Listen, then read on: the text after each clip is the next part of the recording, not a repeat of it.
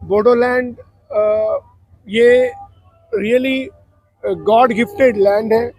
यहाँ पे nature loving लोग हैं और इसके अलावा बेसिकली कम्युनिटी ने अपने कल्चर को, हेरिटेज को बचा के रखा हुआ है। लेकिन केवल बचाना इम्पोर्टेंट नहीं है, उसको रिकॉर्ड में लाना जरूरी था, उसको परमानेंट दुनिया को दिखाना जरूरी था और उसके लिए जीआई लेना जरूरी था। और उसकी शुरुआत हुई और आज पहले 13 जीआई हो गए हैं। कल अगर कोई पूछता है कि ये डोकोना क्या है, 5 कॉर्नर वाला क्या है, सिफंग पांच एलिमेंट आप पंच तत्वों को पूछते हो तो उसका मीनिंग क्या है। आप कहते हो कि आकाश, वायु, तेज, जल और पृथ्वी, इसका कनेक्शन मानव जाति के लिए क्या है, तो उसका सबसे बड़ा मिसाल है बोडोलैंड और इसकी यहाँ के प्रोडक्ट। खाम बजाने से ऊपर आवाज जाती है, ये कितना वेरी गुड मैसेज है, अच्छा दुनिया के लिए मैसेज है। उसको इकट्ठा लाने के लिए बजाया जाएगा, मतलब कम टुगेदर। आज दुनिया बिखर रही है और ये खाम जिया होने के बाद दुनिया को मैसेज देगा कि इकट्ठा आओ, शांति के लिए इकट्ठा आओ, म्यूजिकल इंस्ट्रूमेंट से पीस के लिए इकट्ठा आओ। और ये वाला जिया होने से दुनिया को प्रोडक्ट से साथ चल रहे थे। इरी सिल्क जो दुनिया के लिए सबसे बड़ा इम्पोर्टेंट सिल्क बन चुका है, वो यहाँ से हो जाएगा और हो चुका है जिया।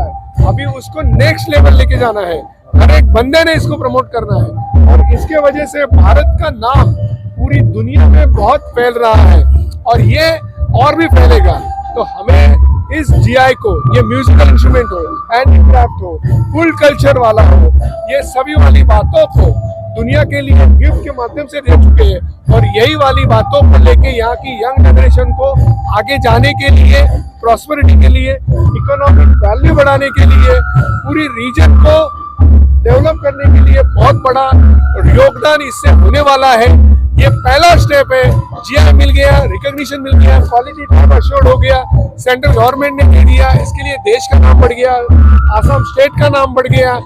लेकिन हमें दुनिया को लेके जाना है, जैसे कि पश्मीना कश्मीर से जा रही है दुनिया में, वैसे हमारा सिल्क, मेरी सिल्क, या फिर हमारी डोकोना, या फिर हमारी अरनाई, या फिर हमारा जिमरा भी जाए, जो हमारी महिलाओं के लिए एक उत्पन्न साधन है। हमारे बच्चों को भी इसमें इन्वॉल्व करना है।